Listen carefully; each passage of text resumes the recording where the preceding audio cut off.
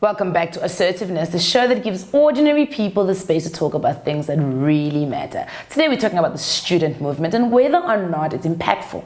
Is it powerful? Or is it just a phase? Are these kids going through puberty and just going through a phase, they're making a noise on the streets, and that's about where it's going to end? But we've been having a great conversation, and Mbali, you've clearly stated that no, it is not a phase. This thing is you guys are strategizing. Everywhere, every Thursday? Every Thursday, 5 p.m. Solomon Mahlangu House. Solomon Mahlangu House, Wits. What is it previously known as? Senate House. Senate House. So they've already anti-colonialism. Aishabile Senate House. Decolonized it. Put that Senate House down on the ground. Okay, and out of stress. Cecilia, quick one. The excitement. Do you feel that there were students who jumped on the bandwagon? Babal excitement, again, especially those who don't want to write exams.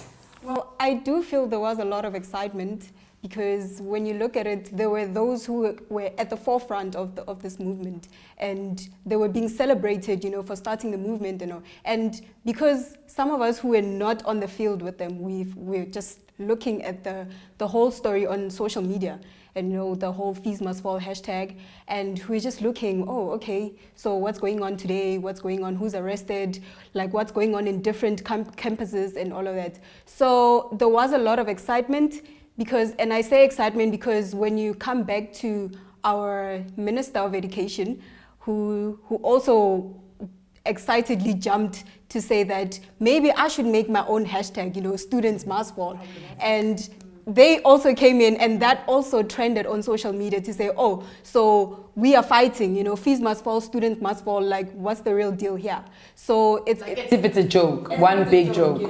And because it comes from a political person who's supposed to be at the forefront of, stabilizing this whole movement and coming up with solutions, and they'd rather just say, no, the students must fall, and we must now take charge of this whole excitement. So it was excitement, but it became a powerful movement as well through that excitement because they had a voice and they changed it. More than just excitement of the entire thing unfolding, the kind of excitement that I'm talking about is whether or not there were students who were part of the marching. Like if you go in any march in South Africa and you say, come join my march, there are people there, 50% or 60% of the people that are part of your march, they're not really there for your cause. They're just there for numbers, which is what I'm trying to get to. Where the people, students that were there,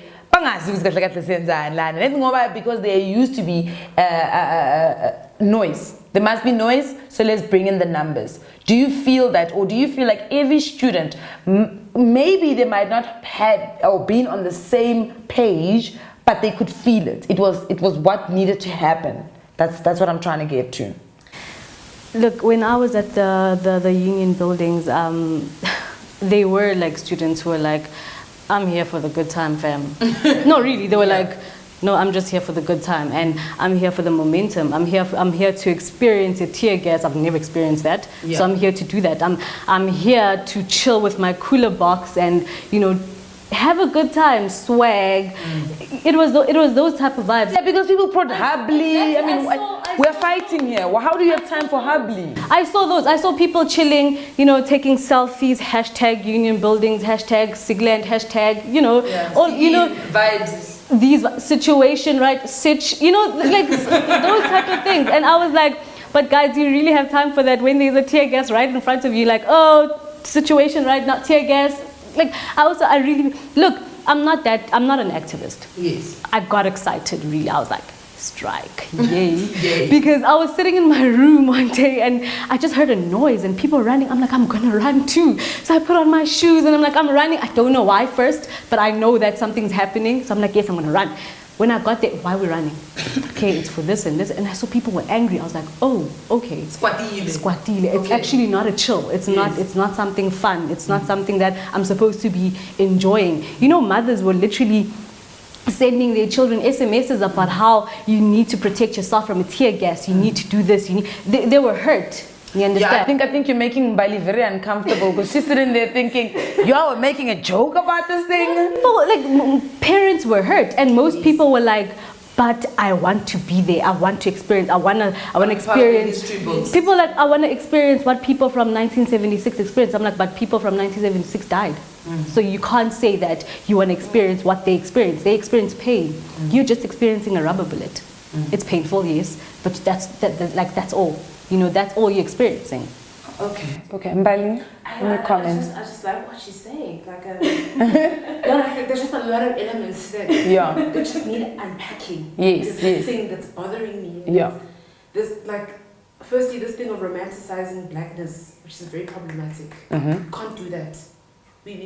No, wait, when you say romanticizing blackness or the struggle of black people? Yes. Romanticizing the black struggle. Okay. It's not all fun and games, guys. And when you've been there from day one, when you've been there even before everyone caught the fire, you understand that there are so many things that go through you. You get angry, you get tired, you feel like crying, you cry.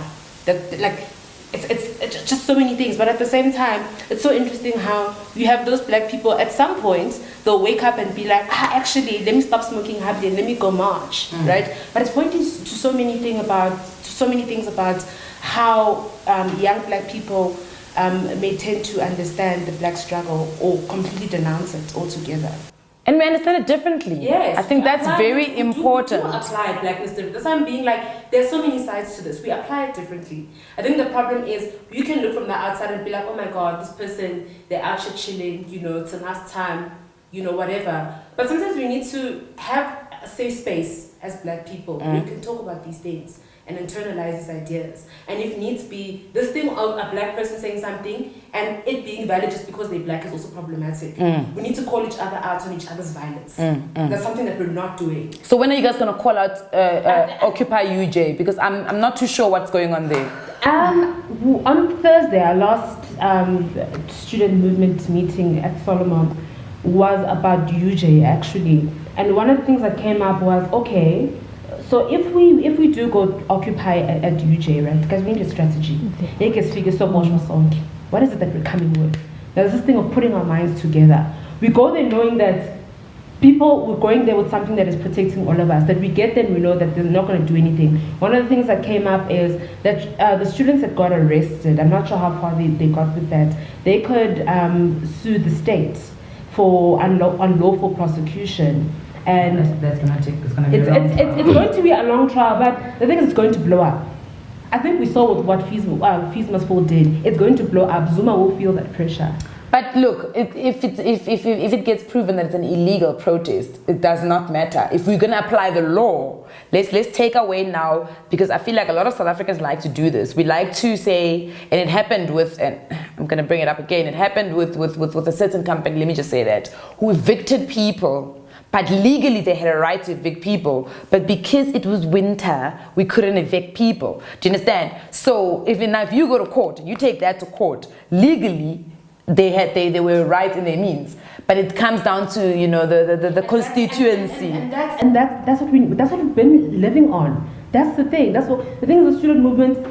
It's been so beautiful also in the sense that we understand some of the legal implications to the things that we did. But there were ways to go over that system because we didn't want to work within it.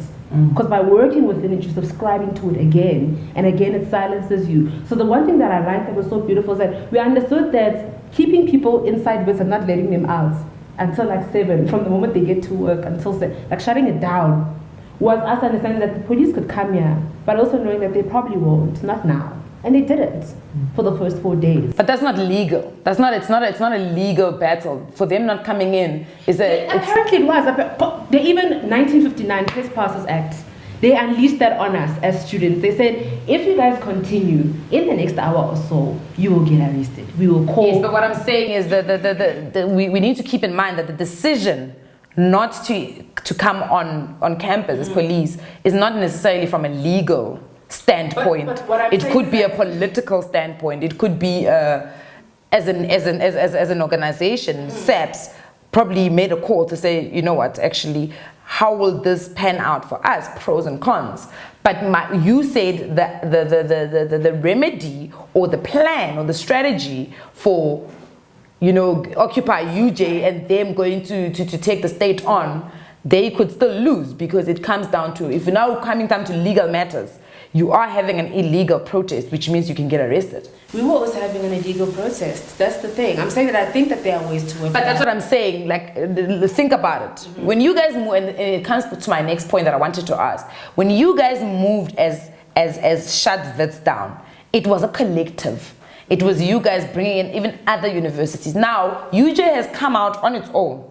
They are now isolated from the movement. Yes, granted, they might cover it up by saying we're still fighting for the same cause and outsourcing. But you are now on your own. Everyone else is sitting down writing exams. Why are you still protesting? Look, I've got a problem with how you see this Occupy UJ thing. Fine, it's a thing. That's what I'm going to call it. It's a thing. It's happening. It's out there. Fine. But now with the whole students' arrest, okay, they arrested 163 or 168 students, including 6 Wits SRC people, plus your president. Yeah. There's a video on Facebook where these people are literally saying, arrest me. So they're volunteering themselves to be and there's videos of these people saying, I'm getting in. There's, you know the hippo? Yeah. They're excited that I'm getting in the hippo. I'm going to be arrested. You see, it goes back to that excitement that everybody has now. It's just all about excitement. It's about saying I was there, Bendi corner. Do you understand? But I think the other thing is that South Africa is not a militant state. If we were a militant state, no one would volunteer to be getting arrested, because they were going to literally they'll put everyone in a different cell in a different province, literally, and so I think also that we live in a soft country, to be honest. We live in a country where a lot of things don't have repercussions, and that's what I wanted to get to say it's almost like they like pros and cons, like do we arrest them or do we not arrest them? How will it look for government if we arrest them? You know, I think it comes down to that. But more than anything, I want us to touch a little bit more on the power thing. So we've established that it's a powerful movement and it can bring a certain level of change. But now it's come to a point where campuses are now, and not just campuses, but political parties are hijacking it and leaders of some of the movements are doing this for political aspirations. Now, does that not dilute the power that the student movement has? I think I fully agree with you. I find that very problematic, and it's incredibly frustrating. But what I can tell you is that there are big plans for when we return. Registration, local municipality elections. Yeah. They will. Are you guys gonna shut down the elections? Well, I'm just saying the movement continues. I'm just saying aluta continua. That's it, and I'm saying that don't underestimate. There is no aftermath. Yeah. You can't talk about an after. There is no. It continues. And part of the student movement is making sure that we all get the brief, but no one else does. So when it happens, it's going to be effective. Will the first years have the brief though? Will that? Because you're having first years. The first year, it's what it is. They must try to focus on their results for now. That's great. Yeah.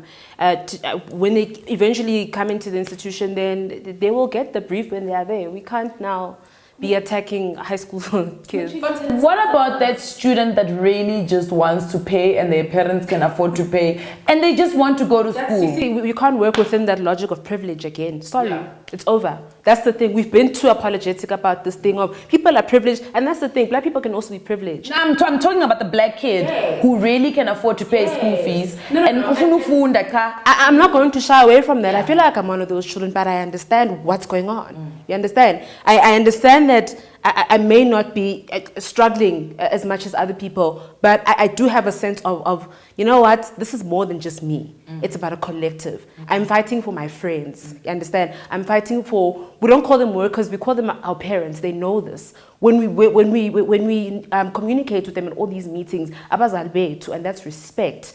And I think this thing of excitement that we were talking about just now, it's more than just excitement. I think the fundamental thing is it's restoring the dignity of the black person.